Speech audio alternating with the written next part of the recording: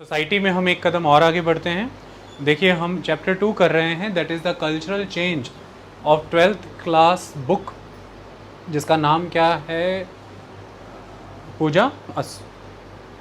Samreen, Palak, development in India. Very good. Social change and development in India, ये हमारी किताब का नाम है। उसी हिसाब से हमने पहला चैप्टर पढ़ा था, that is the structural change under the colonial impact, और हम कल्चरल चेंज पढ़ रहे हैं अंडर द कॉलोनियल इम्पैक्ट। इसमें हम कुल 4 प्रोसेसेस को स्टडी कर रहे हैं जिसने समाज को और कल्चर को प्रभावित किया। पहला प्रोसेस था संस्कृताइजेशन, दूसरा प्रोसेस था वेस्टर्नाइजेशन। बाकी के जो 2 प्रोसेस हैं वो आज कलेक्टिवली टारगेट होंगे, मॉडर्नाइजेशन और सेकुलराइजेशन। इन्हें कलेक्टिवली पढ़ने का कारण ये है कि बुक में ये इसी तरह से दिए गए हैं। उसका कारण है कि ये अज्यूम किया गया कि modern society by default secular ही होती है। यही सवाल है हमारा रुविंदर कि मॉडर्न सोसाइटी सेकुलर होती है। इसके लिए पहले समझेंगे कि मॉडर्न सोसाइटी क्या होती है, मॉडर्निटी क्या होती है, what do you mean by the modernization. फिर आपको बहुत कुछ समझ आ जाएगा कि जब हम बात सेकुलराइजेशन की करते हैं तो हो तो रहा है, लेकिन किस मायने में हो रहा है। स्टार्ट करते हैं। सबसे पहले आरंभ है टॉपिक का मॉडर्नाइजेशन एंड सेकुलराइजेशन। तो इस टर्म मॉडर्नाइजेशन के रिलेटेड मैंने कुछ लिखा है, हम पहले उसे एक बार में पढ़ लेते हैं ताकि जब डिटेलिंग हो तो आपको ये रिकॉल होता रहे कि हमने क्या लिखा था। वो जो कि मॉडर्न नहीं है उससे कंपेयर किया है उसे जो कि मॉडर्न होगा, है ना। देखिए मॉडर्नाइजेशन एक हिस्ट्री में ऐसा नहीं है कि बिल्कुल रीसेंट ही फिनोमेना है, ये एक पुराना फिनोमेना है। हर दौर को लगता है कि वो पिछले दौर से नया दौर है और विकसित दौर है, मॉडर्न है, आधुनिक है। लेकिन जब हम आज के समय में politically, economically, socially, culturally consider करें तो हम मॉडर्नाइजेशन को किस मैनर में देखते हैं, बात उसकी हो रही है। हम 19th और 20th सेंचुरी के दौरान जो मॉडर्नाइजेशन का सिद्धांत बना उसकी बात करेंगे और वो क्या कहता है, वो क्या है modernization. The term modernization from 19th and 20th century began to be associated with positive and desirable values। यहाँ पर डिज़ायरेबल है, शायद डिज़ायरेल लिख दिया गया है। तो यहाँ पर देखिए जब भी बात मॉडर्नाइजेशन की आती है तो बात पॉजिटिव और डिज़ायरेबल वैल्यूज़ की आती है। ऐसा लगता है जैसे प्रत्येक समाज खुद को मॉडर्नाइज़ करना चाहता है, खुद को मॉडर्न सोसाइटी कहना चाहता है। वो ये बताना चाहता है कि हमारी पॉलिटी, हमारी इकोनॉमी, हमारी सोसाइटी, हमारा कल्चर बहुत ही मॉडर्न है। इसका मतलब ये है कि मॉडर्न शब्द कोई नकारात्मक शब्द नहीं है। मॉडर्न शब्द कोई ऐसा नहीं है कि आप खुद को उससे परिभाषित नहीं करना चाहते, खुद को उससे डिफ़ाइन नहीं करना चाहते। आप चाहते हैं कि लोग आपको डिस्क्राइब करें, आपको डिफ़ाइन करें मॉडर्न शब्द के साथ। तो इट इज़ अ पॉजिटिव शब्द, और हर कोई ऐसा होना भी चाहता है, तो it is a desirable thing. Otherwise बहुत से शब्द हैं जिनको पॉजिटिव नहीं लिया जाता। जैसे अक्सर आप सुनेंगे ऑर्थोडॉक्स वर्ड जो है, Orthodox society, Puritan society, conservative society, ये उतने डिज़ायरेबल और पॉजिटिव कॉन्सेप्ट्स नहीं हैं, ये वर्ड्स नहीं हैं। किसी भी सोसाइटी को आप कहेंगे कि आप तो बहुत ही कंजर्वेटिव हैं, आप तो बहुत ही ऑर्थोडॉक्स हैं, आप तो बहुत ही प्यूरिटन हैं। हो सकता है कि वो हों भी, लेकिन उन्हें सुनना पसंद ना हो, या वो ये चाहें कि हम समाज में ऐसे जाने ना जाएं। हम हैं पर हम समाज में ऐसे ना जाने जाएं। वो ये जस्टिफाई करने में लगेंगे कि हमारा कंजर्वेटिव एटीट्यूड है नहीं। एक्चुअली में हम तो सिर्फ अपने कल्चर, कस्टम, मैनर को प्रिजर्व कर रहे हैं, प्रोटेक्ट कर रहे हैं। हम आपको कंजर्वेटिव लगते हैं, वो आपकी समस्या है। तो वो किसी भी मैनर में ये जस्टिफाई करेंगे कि वो उस तरह का कंजर्वेटिव एटीट्यूड नहीं फॉलो करते जैसा माना जा रहा है, या वो ऑर्थोडॉक्स नहीं है, या वो एक क्लोज्ड सोसाइटी की तरह नहीं है। लेकिन वहीं दूसरी तरफ अगर आप किसी को मॉडर्न कहेंगे कि इनकी थिंकिंग बहुत ही मॉडर्न है, इनकी गवर्नमेंट बहुत ही मॉडर्न प्रिंसिपल्स पर वर्क करती है, ये कंट्री मॉडर्निटी का प्रतीक है, तो वो लोग, वो गवर्नमेंट और वो देश ये प्रयास नहीं करेगा कि वो ये आपको कहे कि नहीं हम मॉडर्न नहीं हैं, हमें आप ध्यान से देखिए, हम नॉन मॉडर्न एटीट्यूड रखते हैं, वो मॉडर्न कहलाए जा रहे हैं, उन्हें इस बात में खुशी होगी। तो it is a positive, it is a desirable thing. 19th और 20th सेंचुरी से ये चीज़ आरंभ हुई कि लोग मॉडर्न कहलाना चाहते थे। मॉडर्न आइडियाज़ की बात हुई, मॉडर्न रिचुअलिस्टिक प्रैक्टिसेस की बात हुई, modern way of defining the religions, rituals, practices की बात हुई, modern form of government, modern form of politics, ये सभी चीज़ों में मॉडर्न शब्द जुड़ना लगा। और यहाँ तक कि स्कूल के नाम ऐसे होने लगे जैसे मॉडर्न स्कूल, आपने स्कूलों के नाम सुने होंगे, मॉडर्न स्कूल, मॉडर्न क्लब, आपने टेलर का नाम सुना होगा, मॉडर्न टेलर, आपने होटल्स के नाम सुने होंगे, मॉडर्न। तो एक मॉडर्न शब्द जो है ये एक सकारात्मक शब्द हो गया। ये आप कह सकते हैं कि इसकी इच्छा होने लगी लोगों को, इसकी चाहत होने लगी कि ये हमें कहा जाए, ओके, लोग इसे मांगने लगे। तो ऐसे में हम समझेंगे कि ये पॉजिटिव क्यों था, ये डिज़ायरेबल क्यों था। किसी चीज़ में कोई ऐसे गुण होंगे जिसकी वजह से वो पॉजिटिव और डिज़ायरेबल हो जाता है। तो मॉडर्निटी सिर्फ कोई कहने का एक शब्द नहीं है। मॉडर्निटी अपने आप में परिवर्तन लाती है उस समय के सामाजिक विधि विधानों में, रीति रिवाजों में, समाज के भीतर जो लोग हैं उनके ऑर्गेनाइज होने के तरीक़ों में। तो ऑर्गेनाइजेशंस में, सोसाइटी के स्ट्रक्चर में, सोशल इंस्टीट्यूशन में मॉडर्निटी इनमें परिवर्तन लाती है, तो वो मॉडर्निटी है। यानी कि मॉडर्न सोसाइटी के इंस्टीट्यूशंस थोड़े अलग होंगे, वो सोसाइटी के स्ट्रक्चर अलग होंगे, सोसाइटी डिफरेंट मैनर में ऑर्गेनाइज होंगी, रोल्स बदल जाएंगे पुराने ऑर्गेनाइज़र्स के। जैसे कि जाति पहले आधार थी समाज को ऑर्गेनाइज़ करने का, ऑर्गेनाइज़र थी वो, अब उसकी भूमिका बदल जाएगी।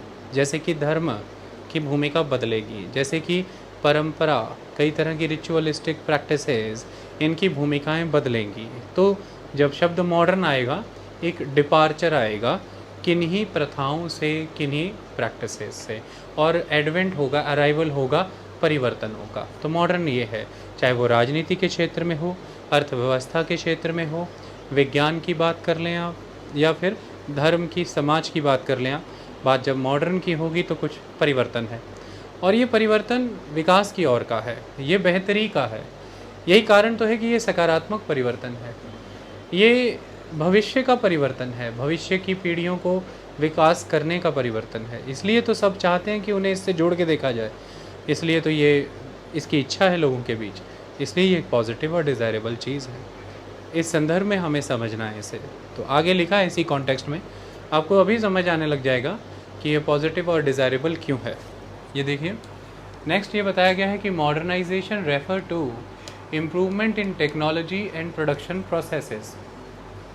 टेक्नोलॉजी और प्रोडक्शन प्रोसेसेस में जब आप बेहतरी करते हैं, ये मॉडर्नाइजेशन है ना। कहते हैं ना, ये क्या ऑब्सोलीट मशीनरी आप यूज़ कर रहे हैं, लेटेस्ट यूज़ करिए। या ये वर्ड यूज़ होता है कि भाई ये कौन से आदिकाल के आप तरीके इस्तेमाल कर रहे हैं, मॉडर्न मशीनरी यूज़ करिए। तो आप ये कहते हैं कि उनके पास मॉडर्न टेक्निक्स नहीं थी, उनके प्रोडक्शन प्रोसेसेस बड़े रूडिमेंट्री थे, वो मॉडर्न नहीं थे, ऐसे शब्दों का आप प्रयोग करते हैं। तो जैसे ऐसा कह सकते हैं भाई रुविंदर कि जो भारत की मैनुअल इंडस्ट्री थी, कॉटन टेक्सटाइल, वो मॉडर्न नहीं होगी, और जो ब्रिटेन की मशीन बेस्ड इंडस्ट्री थी कॉटन टेक्सटाइल, वो मॉडर्न होगी। क्योंकि दोनों में एक अंतर है। इंडिया की मैनुअल टेक्सटाइल इंडस्ट्री से ब्रिटेन की मशीन बेस्ड टेक्सटाइल इंडस्ट्री शायद इसलिए मॉडर्न है क्योंकि टेक्नोलॉजी में चेंज आ चुका है और प्रोडक्शन प्रोसेसेस में बदलाव आ चुका है। प्रोडक्शन अब फैक्ट्री सेटअप में होती है, घरों में नहीं होती है, कॉटेज लेवल पर नहीं है, कॉटेज इंडस्ट्री नहीं है। प्रोडक्शन अब फैमिली लेबर से नहीं होती बेटा, प्रोडक्शन अब वेज बेस्ड लेबर से होती है जिसे मार्केट से लाया जाता है। प्रोडक्शन परिवार के द्वारा ही जो पूंजी है उससे नहीं हो रही है, प्रोडक्शन बिग कैपिटल इन्वेस्टमेंट्स के वाया हो रही हैं। प्रोडक्शन सिर्फ अपने उपयोग योग्य या उससे कुछ बच जाए तो बाज़ार योग्य नहीं है। प्रोडक्शन मेजॉरली अपने नहीं लेकिन मार्केट के लिए ही प्रोड्यूस हो रही है, तो प्रोडक्शन मास स्केल है, तो मास स्केल प्रोडक्शन है। प्रोडक्शन में बड़ी भूमिका तकनीक की है, यानी कि उसके माध्यम से आप किस तरह से अपने आसपास के सराउंडिंग मटेरियल को यूज़ करते हैं, जैसे कि लोहा, जैसे कि कोयला, तो उसकी मदद से आप एनर्जी डेवलप कर रहे हैं, लोहे की मदद से आप मशीन बना रहे हैं, ऊर्जा से उस मशीन को चला रहे हैं और इससे चीज़ें बना रहे हैं। तो ये सारी चीज़ें देखिए तो प्रोडक्शन प्रोसेसेस चेंज होते हैं, टेक्नोलॉजी बदलती है। पहले आप हाथों से कार्य करते हैं, अब वही कार्य मशीन करती है। ओके, तो द थिंग इज़ कि ये मॉडर्निटी है, ये मॉडर्नाइजेशन है।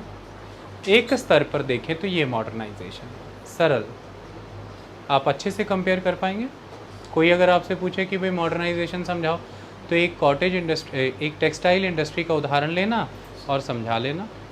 तो वहाँ पर ये शब्द आप अक्सर सुनेंगे कि ब्रिटिशर्स के द्वारा ये कहना, या फिर भारत के रिफॉर्मर्स और जो एनालिस्ट हैं या जो फ्रीडम स्ट्रगलर्स हैं उनके द्वारा ये कहना कि भाई ब्रिटिशर्स के द्वारा कहना कि इंडियन इंडस्ट्री को मॉडर्नाइज होने की नीड है, और हमारे रिफॉर्मर्स के द्वारा ये कहना कि ब्रिटिशर्स ने इंडियन इंडस्ट्री को मॉडर्नाइज नहीं होने दिया। तो वो ये कहेंगे कि जहाँ एक तरफ European industry, particularly British industry modernise हुई समय के साथ साथ, वहाँ पर फिज़िकल लेबर को, मैनुअल लेबर को मशीन बेस्ड प्रोडक्शन ने रिप्लेस किया। जहाँ पर जो मैन की और एनिमल की एनर्जी है उसको जो मटेरियल बेस्ड एनर्जी है उसने रिप्लेस कर दिया। भारत में ये न हो पाया, तो यहाँ पर जो उत्पादन की प्रक्रिया है वो वही रही जो पुरानी थी। प्रोडक्शन प्रोसेसेस पुराने ही रहे, नए नहीं आ पाए, तो ये मॉडर्नाइजेशन नहीं होने दी गई। Okay, that's it. Timely modernization कर दी जाती भारत में भी, तो लोग खेतों की ओर ना जाते, खेती बाड़ी पर अधिक दबाव ना बनता, और इसकी वजह से हमारा भारत आर्थिक रूप में ग्रामीण क्षेत्र में निर्बल ना पड़ता, लोगों को गाँवों से फिर शहरों की उन फैक्ट्रियों में पलायन ना करना पड़ता। इसकी वजह से फिर वो फैक्ट्रियों के उन दुर्गम परिस्थितियों में, यानी कि इन ह्यूमन कंडीशंस में वर्क करने के लिए मजबूर ना होते। तो सभी चीज़ें आरंभ हुई, उसका एक पक्ष ये जवाब देगा कि due to modernization in the Britain, machine based industry ने इंडियन हैंडमेड इंडस्ट्री को रियून करके रख दिया। और दूसरे लोग ये तर्क देंगे कि due to lack of modernization in India इस तरह की पेरिशेबल कंडीशंस पैदा हुई। देखिए, मॉडर्नाइजेशन वही है, कहीं हुई तो ये हुआ, कहीं ना हुई तो ये हुआ। तो ये है मॉडर्नाइजेशन। बड़ी सारी चीज़ों को जन्म देती है ये मेगा, बड़ी सारी चीज़ों के ना जन्म लेने का कारण भी ये है। भारत में जीडीपी ग्रोथ के ना जन्म लेने का कारण भी समय पर मॉडर्नाइजेशन ना होना था, और भारत के उद्योग धंधे के तबाह होने का ब्रिटेन में मॉडर्नाइजेशन का जन्म ले जाना एक कारण था। तो कहीं मॉडर्नाइजेशन हो गई तो कुछ है, कहीं ना हुई तो कुछ है। तो मॉडर्नाइजेशन तो फिर बहुत कुछ है।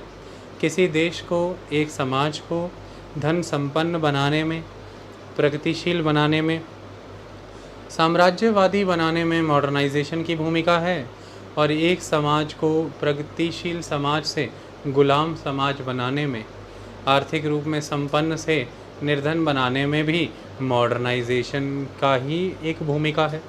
तो मॉडर्नाइजेशन एक बड़ी प्रक्रिया है, ये देश के चरित्र बदल सकती है, ये समाज को आगे या फिर पीछे धकेल सकती है, ये व्यक्तियों को धनवान या निर्धन बना सकता है। ऐसा है ये मॉडर्नाइजेशन। हमें समझना है कि बस मॉडर्नाइजेशन है क्या। बेटा ऐसा लगता है जैसे ब्लैक वाटर है ना, पर है तो नहीं ना, ब्लैक नहीं ना, गुड, वाइट ही ठीक है। चले, वैसे वाइट वाटर का तो कोई कलर होता नहीं, होता है। चलो, तो modernization refer to improvement in technology and production processes.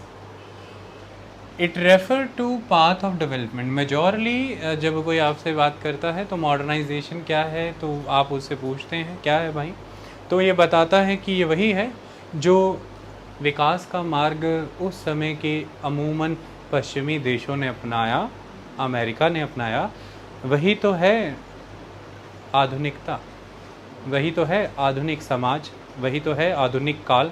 तो modernization is somewhere the path of development. Followed by the west and the America.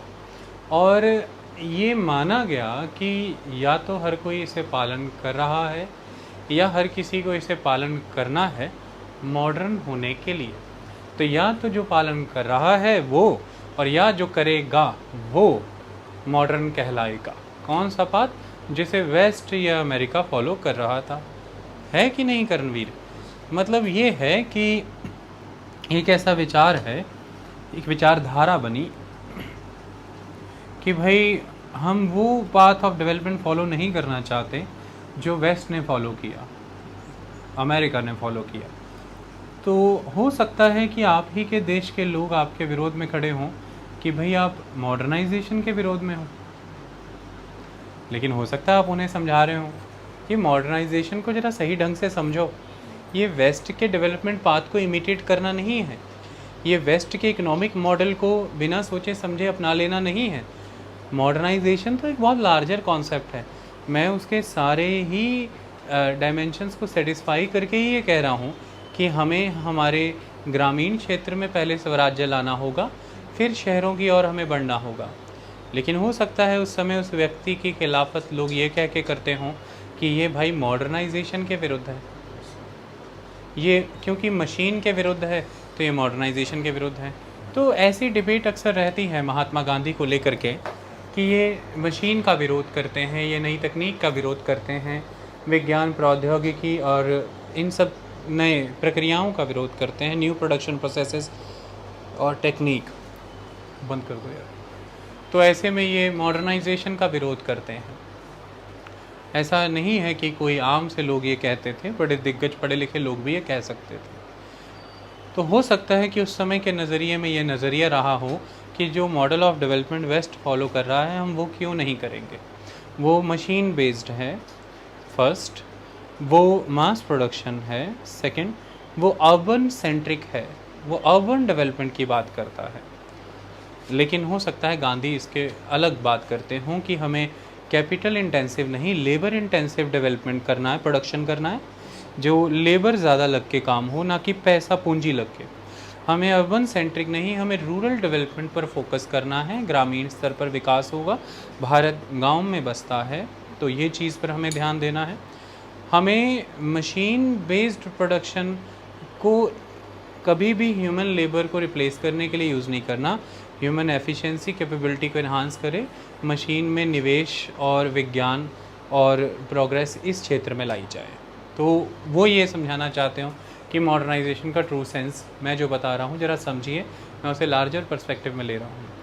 और एक समय में हो सकता है कि जब स्वदेशी मूवमेंट की बात हो रही है 1905 में, तो रविंद्रनाथ टैगोर का यह कह देना कि भाई जब आप स्वदेशी के नाम पर सब कुछ स्वदेशी कर देना चाहते हैं तो मुझे भय है इस बात का कि कहीं आप मॉडर्नाइजेशन के उन सकारात्मक गुणों से भी मुंह तो ना मोड़ लेंगे, कहीं आप पश्चिम से आ रहे उस सकारात्मक मॉडर्नाइजेशन की लहर को ना माने और आप वापस से अपने उसी पुराने बैकवर्ड स्टेट ऑफ अफेयर में चले जाएं, उसी सामाजिक ऑर्गेनाइजेशन में चले जाएं, वही जातिवादी समाज हो जाए, वही एब्सोल्यूट किंगडम सिस्टम हो जाए, रूल ऑफ लॉ जैसी चीज़ें स्थापित ही ना हो पाएँ, जो लिबरल एजुकेशन सिस्टम है वो ना आ पाए, जनता का शासन ना आ पाए।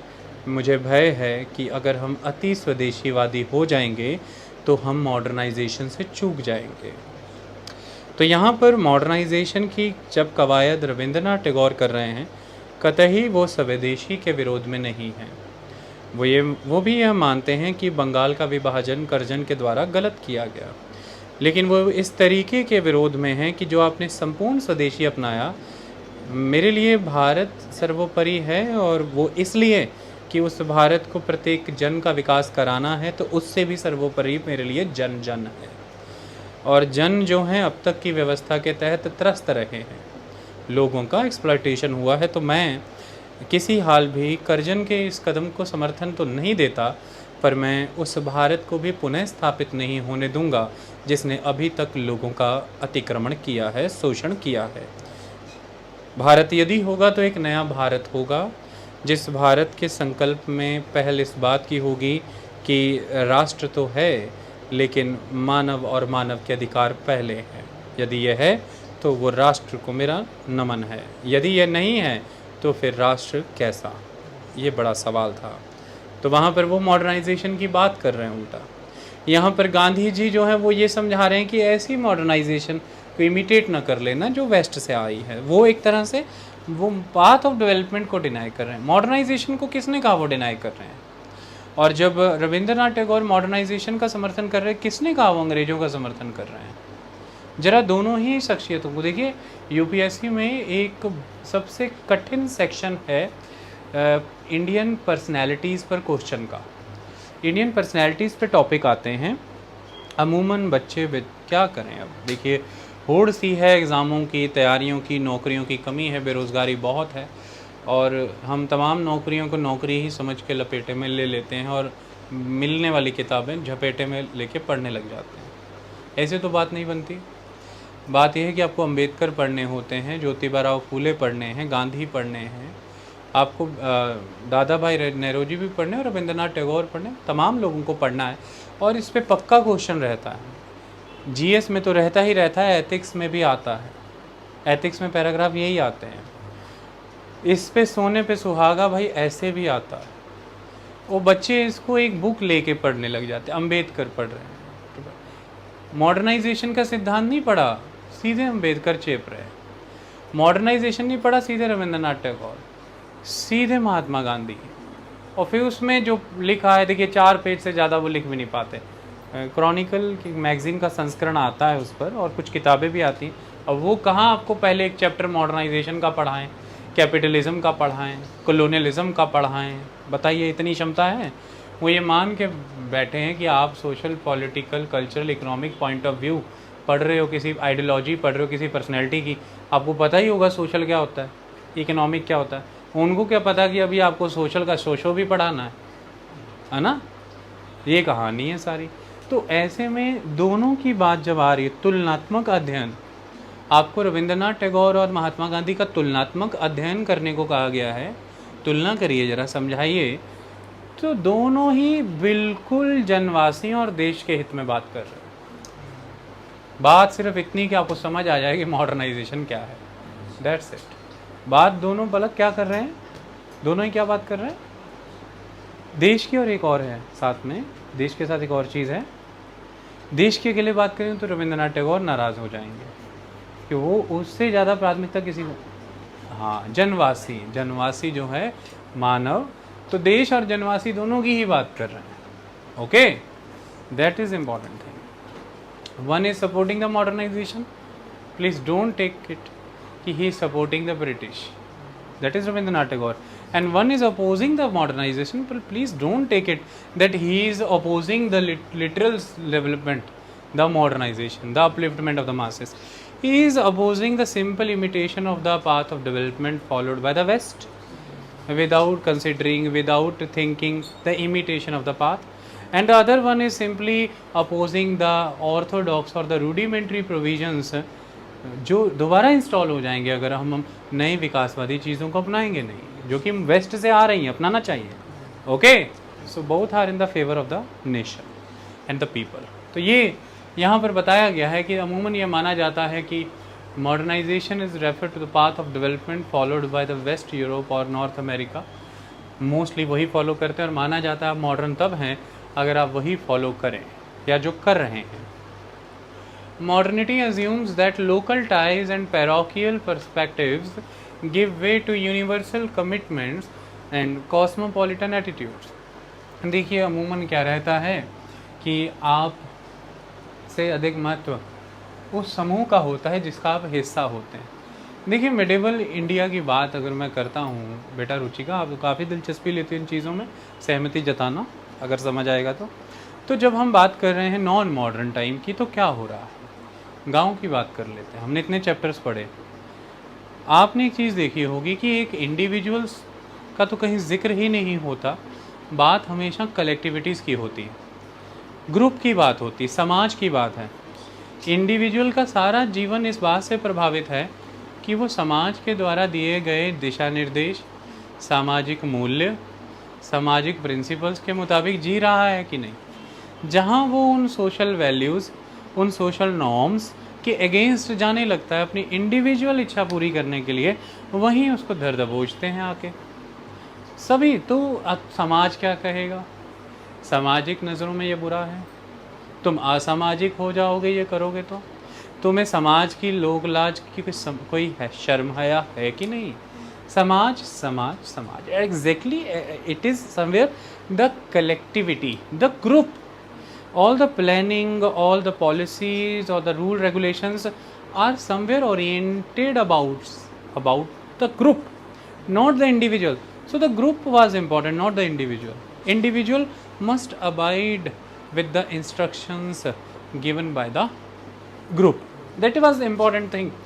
वो कई तरह के ग्रुप्स होते थे, जेंडर बेस्ड ग्रुप, महिलाओं को वैसा चलना है जैसे महिलाओं के ग्रुप के लिए डिसाइड किया गया, उसमें से तभी तो कोई इंडिविजुअल महिला आगे आ जाती थी तो इतिहास में पन्ना बन जाती थी। ये कोई आसान बात नहीं है, क्योंकि वो क्या है, उस समय उस समाज के द्वारा जो मान्यता दी गई थी वो उसके आगे बढ़ के उसने अपनी बात की, इंडिविजुअल की बात की। आई बात समझ में?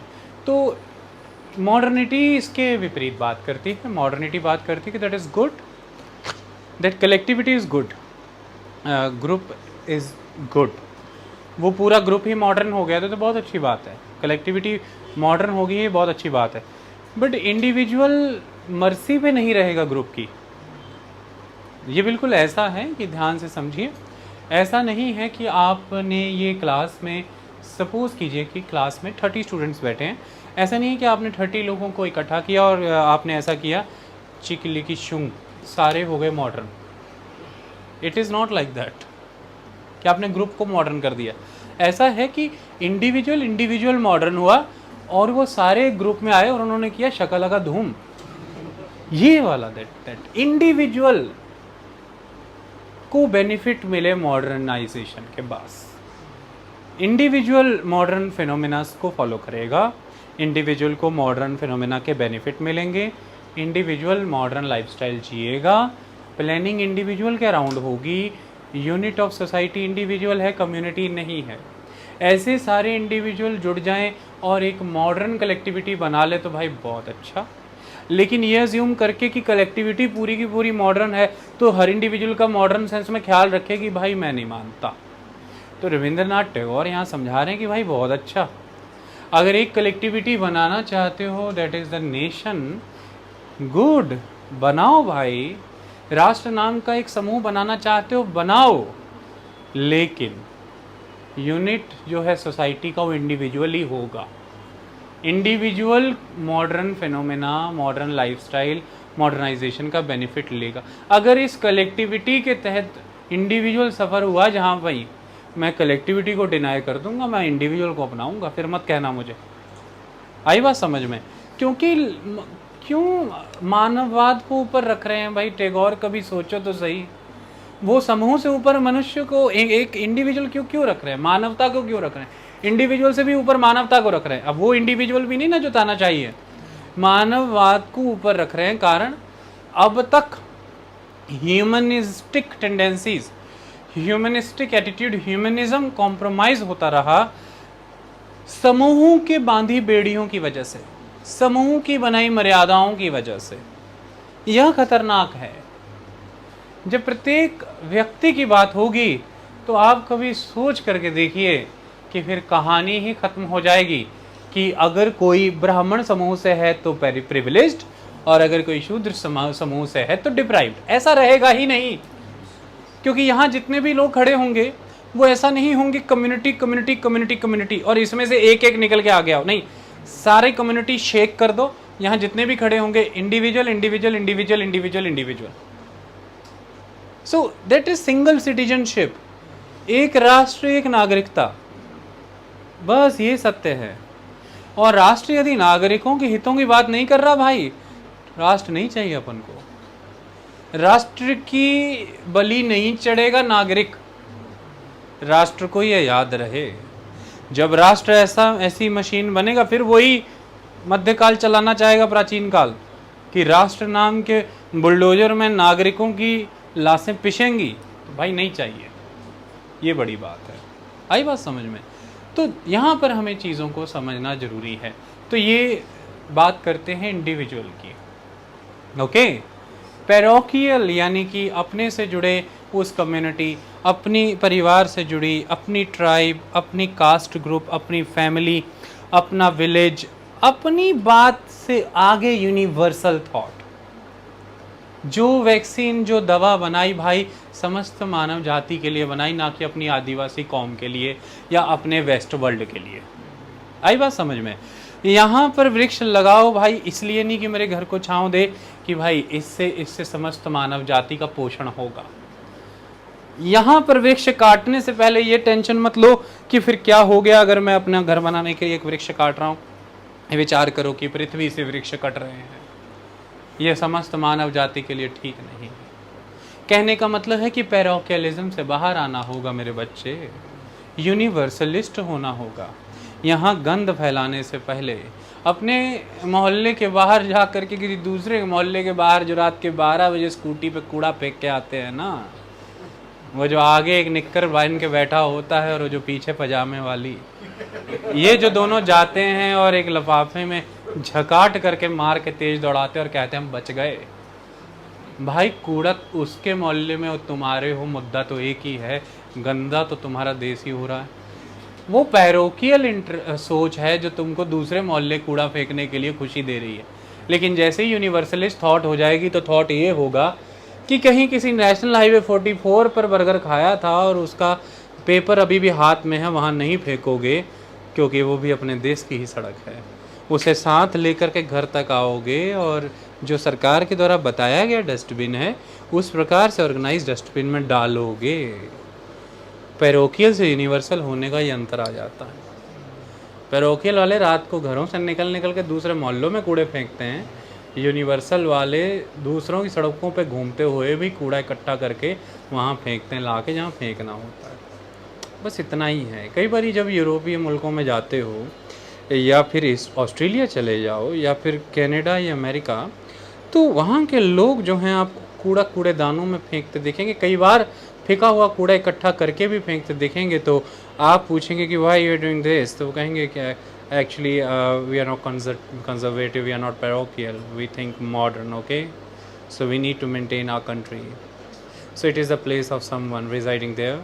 तो द थिंग इज़ कि वहाँ भी कोई रह रहा है भाई, अपना ही है जुगाड़ सारा।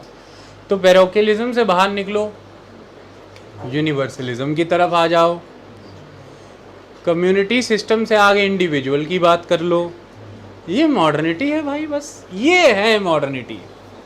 यहाँ बात फिर गांधी जी कर रहे हैं, फिर विचार कर रहे हैं। गांधी जी कह रहे हैं कि एक्चुअल में समस्या ये नहीं है कि भाई मैं अफ्रीका में बैठा हुआ हूँ और अंग्रेज़ जो है धूम धमाके इंडिया में मचा रहे हैं। वो कह रहे हैं बात ये है कि इंडिया में जो हुआ है वही मानवता के खिलाफ हुआ है, और यहाँ अफ्रीका में लोगों के ऊपर जो उत्पीड़न हो रहा है ये भी मानवता के खिलाफ है। मैं अफ्रीका में बैठूँ या भारत में बैठूँ, मैं पैरोकियल तो नहीं हो सकता। मैं तो यूनिवर्सली इस क्रूअल प्रैक्टिस को डिनाई करता हूँ, मैं तो इसके विरोध में खड़ा हूँ भाई।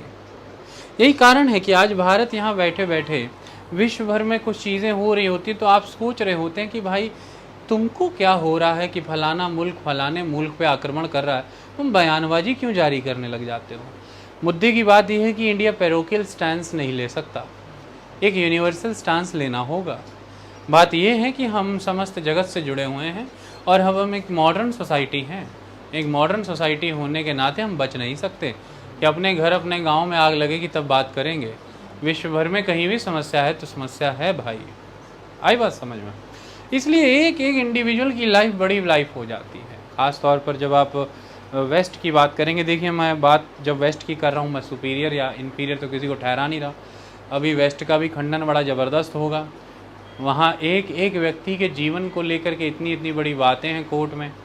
विदेशों से कोई अगर वहाँ पर चला जाए, कहे हमें अपने मुल्क में राजनीतिक खतरा है, तो वहाँ की सरकारों को उनको जगह देनी पड़ती है, असाइलम देने पड़ते हैं और वहाँ पर कोर्ट में कई कई साल केस लगते हैं कि भाई इसकी जान को खतरा है।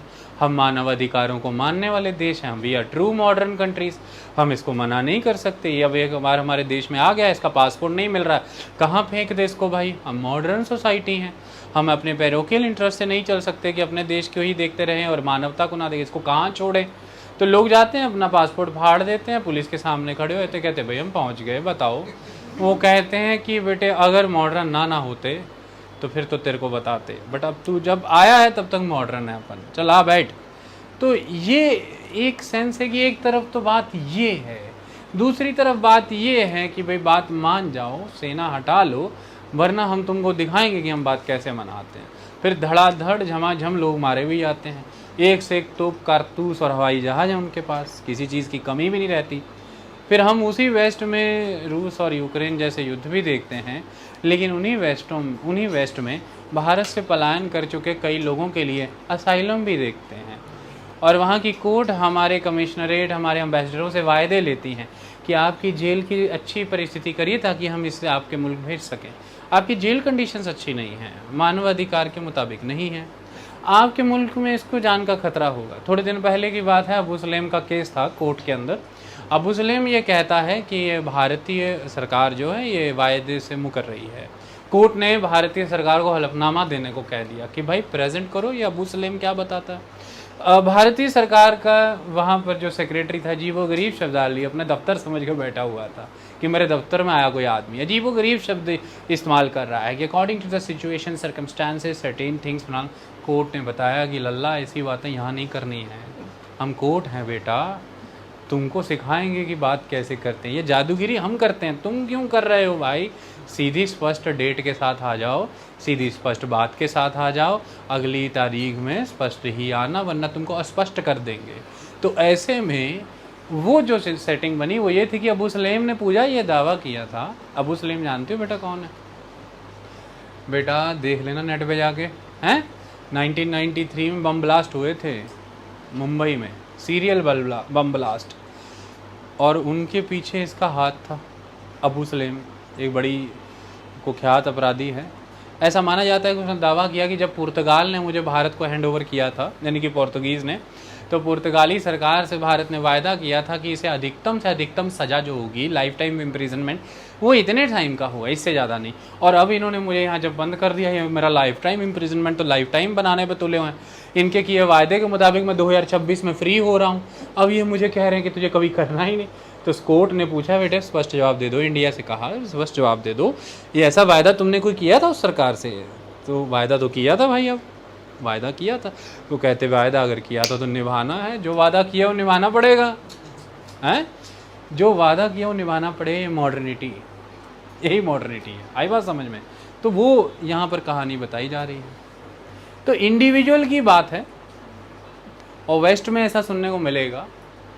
आप घबरा रहे होंगे कि सरकार को क्या है, बाहर से आया, पासपोर्ट है नहीं, ले जाके ठोक दो। फिल्मों में हमने देखी है, इंडिया वाले ठोक दे रहे हैं, दी तो फिर बाहर। बेटा मॉडर्नाइजेशन से प्रभावित है, मानवाधिकार वाले खड़े हो जाते हैं, ह्यूमन राइट वाले कहते कि आपको शर्म आनी चाहिए, आप खुद को मॉडर्न कहते हैं। आपने डाटा पाया है कि आपने इतने विदेशी लोगों को मार दिया, तो वहाँ की सरकारें अपने ही लोगों को जवाब देते थक जाती हैं, वो कहते हैं आगे से नहीं करेंगे भाई, हम लोग मॉडर्न हैं। Okay, so that is a system. तो वो यही बताती है, इसको और जगह पर अप्लाई कर लेना। तो modernity assumes that local ties and parochial perspectives give way to universal commitments and cosmopolitan attitudes। आप सभी के साथ मिलजुल करके रहना चाहते हैं। शहरों में ऐसा माना जाता है, शहर जो है मॉडर्न रहते हैं, वहाँ पर कॉस्मोपॉलिटन एटीट्यूड होता है। सभी धर्म, सभी जाति, सभी तरह के लिंग के लोगों के साथ आप आराम से रहते हैं। उस दफ्तर में सभी तरह के लोग काम करते हैं, तो एक कॉस्मोपॉलिटनिज्म देखने को मिलता है। आप कॉस्मोपॉलिटनिज्म की डिग्री को देख के कई बार बता देते हैं कि वो मुल्क तो बड़ा मॉडर्न है या वो मुल्क इतना मॉडर्न नहीं। या कई बार आप बता देते हैं कि हम उस मुल्क में गए थे टूरिस्ट वीज़ा पे, पर बड़े बैकवर्ड था वहाँ पे। तो कोई पूछता है क्यों? कोई कॉस्मोपॉलिटनिज्म नहीं था वहाँ पर मर्दों को ही प्रधानता थी, औरतों को तो कोई अधिकार ही नहीं थे। वो तो अंदर ही घुसी रहती थी बुरके में, उनको तो किसी तरह से मर्दों की सहायता के बिना बाहर निकलने तक की अनुमति नहीं थी। यहाँ पर आप एक तरह से बता सकते हैं कि भाई यहाँ पर मॉडर्निटी नहीं थी। लेकिन दूसरी तरफ जब सुख सुविधाओं की बात करेंगे, मटीरियल डेवलपमेंट की बात करेंगे, तो आप कहेंगे ये तो बड़े मॉडर्न है। तो मॉडर्निटी के भाई कई डायमेंशन हैं, कुछ डायमेंशन में कोई मॉडर्न हो सकता है लेकिन दूसरों में नहीं। अभी तो उसके बहुत सारे डायमेंशन और मिलेंगे, पॉलिटिकल, कल्चरल, सोशल। तो इसलिए ट्रू मॉडर्न होने के लिए तो कई बारी क्वेश्चन पेपर में या कई किताबों में लिखा होता है ही वॉज ट्रू मॉडर्निस्ट। तो वो फिर जो ट्रू है वो ट्रू है।